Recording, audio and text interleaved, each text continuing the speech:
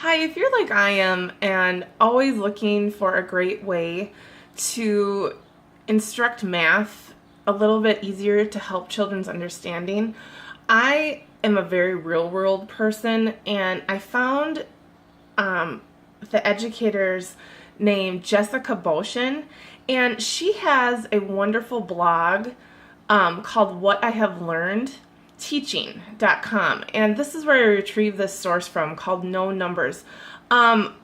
It's a great way to introduce addition and subtraction word problems to students and to really build their understanding behind the process of how to figure out the problem on their own. The rationale for this is to aid students' understanding of addition and subtraction problems.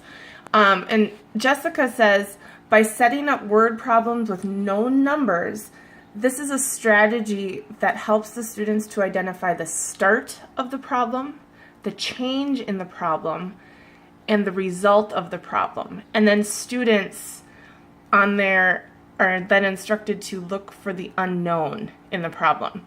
The procedure is really simple. I'm going to zoom in. I apologize for the color. My printer went a little crazy. So the procedure is you give students problems with blank spaces and no numbers. And Jessica says by taking away the numbers in the problem, you can first talk about the action that is happening in the problem. Again, the process behind. As a class, work together to identify whether something is being added or being taken away. And then this becomes the equation. And the class identifies what needs to be solved and sets up the equation.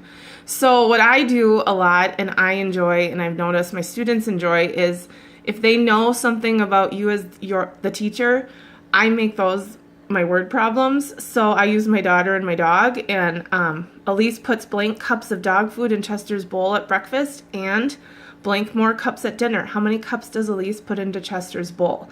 And that's where the students have to decide what's the action, what is the start, what is the change, and what is the result of the problem.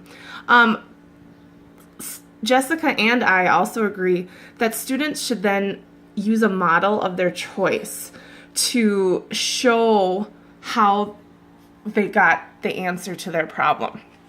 So I just put a picture model up here with the colors and for an addition problem, since that was my example. And I just like always using a picture model as well, just to really reinforce what a student is learning. For differentiation, provide models for students and place them in their math journal, especially for those little kiddos who have difficulty picking which model to use. There's so many, and sometimes they can't come up with them on their own, so you can give them a graphic organizer for that.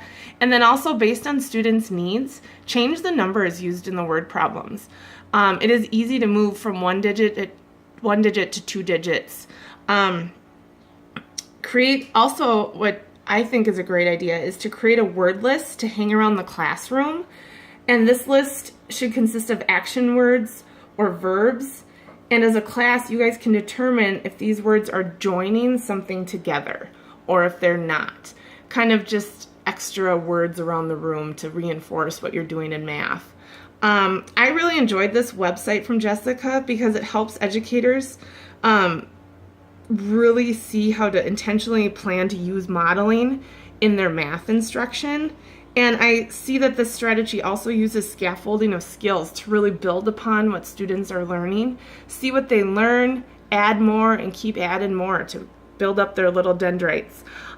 Here is her website, and she also on her website offers free examples for different word problems. So I'm going to sign up as well, and I encourage you to take a look at it and check it out.